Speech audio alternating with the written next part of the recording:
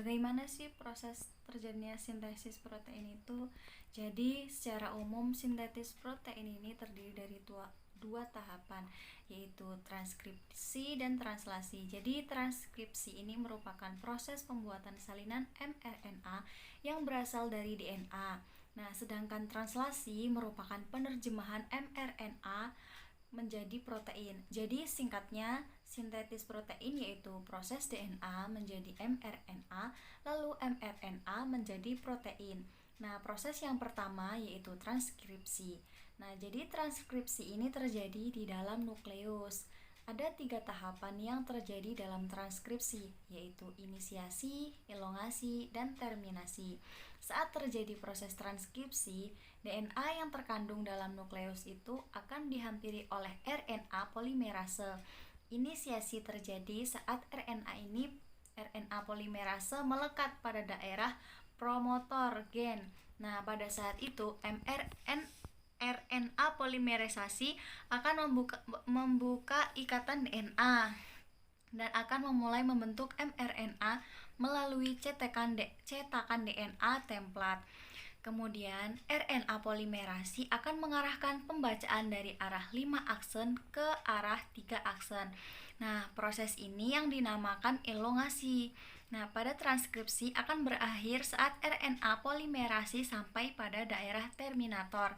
mRNA yang telah terbentuk mengandung urutan 3 basa nitrogen yang dikenal dengan kodon. mRNA akan meninggalkan nukleus melalui pori-pori nukleus menuju sitoplasma untuk memulai translasi. Setelah kita menyelesaikan tahap transkripsi, mRNA yang berada di nukleus akan berpindah ke sitoplasma yang merupakan tempat ditemukannya ribosom. Hal ini dilakukan untuk melanjutkan tahap translasi. mRNA ini berperan sebagai cetakan untuk pembuatan protein. Sebagaimana kita ketahui bahwa mRNA mengandung urutan dengan 3 jenis basa nitrogen yang disebut kodon. Sehingga poin yang harus diingat adalah translasi merupakan proses penerjemahan mRNA untuk dibuat menjadi protein. Hal ini yang harus diingat dalam translasi adalah pairing rules atau aturan. Nah, memasangkan basa nitrogen pada translasi. A pada mRNA akan berikatan dengan U pada tRNA. Kemudian U pada mRNA akan berikatan dengan A pada tRNA-G pada mRNA akan berikatan dengan C pada tRNA. C pada mRNA akan berikatan dengan G pada tRNA, sama halnya dengan transkripsi.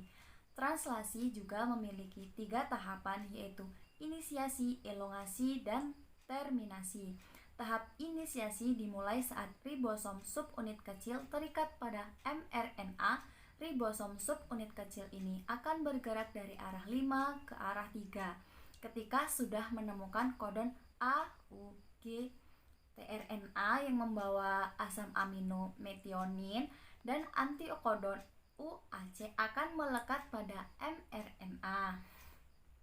Kemudian setelah tRNA terikat pada mRNA, maka ribosom subunit besar akan datang dan terikat juga bersama ribosom subunit besar untuk melengkapi proses inisiasi. Ribosom subunit besar memiliki 3 daerah A atau aseptor site, daerah P atau peptidyl site, dan daerah E atau exit site.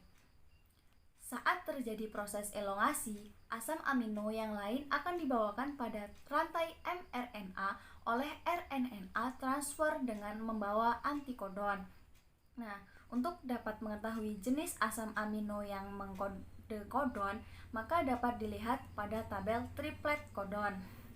Misal, jika pada mRNA kodon AUG, maka asam amino yang terbentuk adalah metionin, begitupun seterusnya.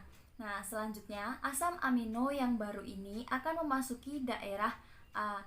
Lalu, ikatan peptida akan terbentuk di antara kedua asam amino pada daerah P. Saat itu, ribosom akan berpindah ke triplet kodon lain yang ada di mRNA, sehingga tRNA yang sudah melepaskan asam aminonya akan berada di daerah E dan bersiap untuk keluar.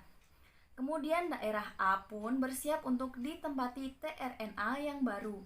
Nah, siklus ini akan terus berulang sampai nada tahan terminasi terjadi ketika salah satu dari tiga